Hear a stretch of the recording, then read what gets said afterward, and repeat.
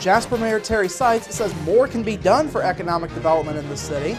More on what he wants to see happen. Plus, Carrie Schneider has this week's visit with our friends at the Du Bois County Humane Society, and Kathy Treader and Diane Hopenjans are tonight's guests to talk about the Ferdinand Day at the Du Bois County Museum tonight on Inform. All of that and much more is up next here on the 18 WJTS News.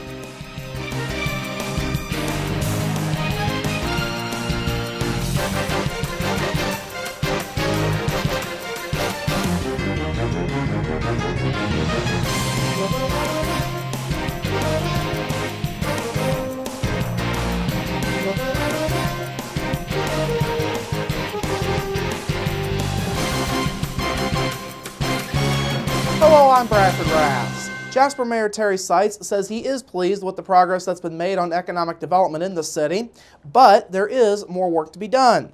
Seitz says he is proud of the work that's been done on getting things calmed down after the legal battle over the Jasper Power Plant and getting the downtown riverfront master plan in place. He says the city was ready to move forward on implementing the plan during the last budget session in July, but the city council opted to table that in favor of gathering as much information as possible. Seitz says funding is not the issue. He says the overall support is there and the downtown riverfront master plan will eventually come to fruition.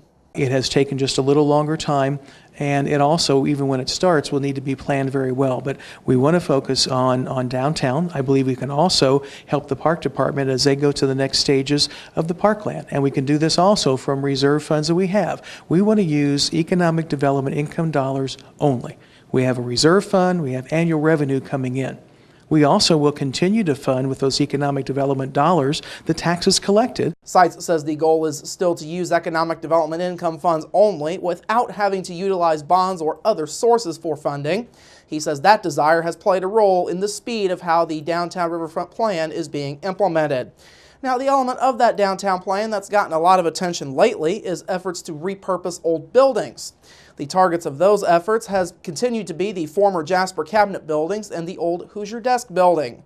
Seitz says though the city has money in reserve to move things ahead in this and other areas, the funds will need to be used responsibly. There's a fine line between having reserve funds, and there's a fine line at investing those dollars. Some people may call that spending, but you know what? We're collecting your tax dollars. We need to do things with that. The downtown project and the parklands, I believe, are two areas.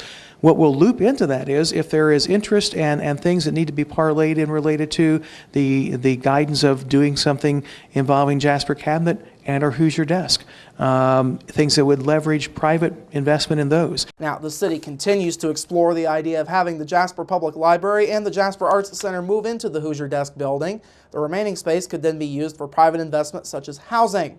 Seitz says other projects on the table include continued work on the Parklands property and potential revamping of the downtown square area.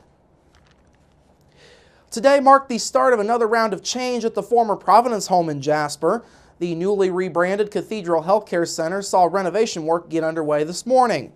New owners Ide Management are funding several improvements, including a new full elevator for residents and refurbishing the basement level where residents receive care. Part of that area will become the home's Medicare unit right next to the therapy wing. Administrator Bo Kellums says the improvements have been in the works since Ide Management purchased the center back in November from the Sons of Divine Providence. He says work on the building is long overdue. Whenever I first came into the facility, it was kind of noted and assessed that the facility is somewhat dated as far as its decor and as far as systems really is the biggest thing as far as that IMG brings to the table. It's systems and it's as far as management, where as far as residents receive better care by a multi-tier checkoff list as far as many different levels. Kellums says the renovation work will also include ongoing preservation of the historic Mother of God grotto along with the home's worship chapel. Kellums says the approach of keeping the home's Catholic traditions has gone over well with most people thus far. We've received actually very good as far as positive outcomes, very good reception from people in general as far as happy to see the home and the history continue and know that we'll be safe in Jasper with the grotto and as far as the chapel as well. They're very excited about it. Kellums says preserving the Catholic elements of the home is a key part of why it was purchased in the first place. Now, another change will involve the artwork of the late Father Thaddeus Stucco that once hung on the walls in the building. The artwork was removed and Father Angelo Quadrini gave his blessing to have it auctioned off. The home is holding a silent auction beginning next Friday, February 27th from 7 till 8:30 p.m. at the Du Bois County Museum. About 85 of Father Thad's paintings will be auctioned off to support the aforementioned preservation efforts of the Mother of God Grotto. The auction will run each day that the museum is open, beginning with next Friday. The auction will continue through Sunday, March 15th, when final bids are taken. And finally tonight, House Republicans have unveiled a budget plan that more than doubles Governor Pence's proposed funding increase for schools. Pence had proposed an additional $200 million for education, with some of that earmarked for charter schools.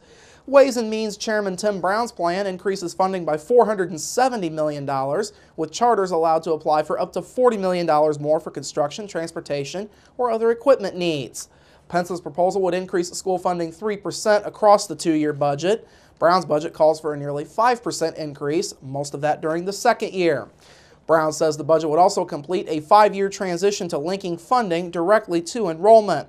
Now, schools with declining enrollment have had the potential funding loss cushioned by a formula which continued to give them partial credit for lost students.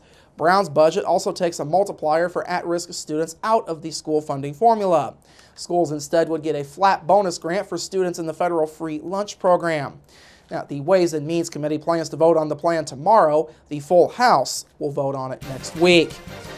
All right, coming up after the break, Carrie is in next with our friends at the Du Bois County Humane Society. Plus, baby, it's still cold outside. How long that'll last in your local forecast, sports with Kurt Guxell, and Inform. That's all up next here on the 18 WJTS News. Local people watching local people.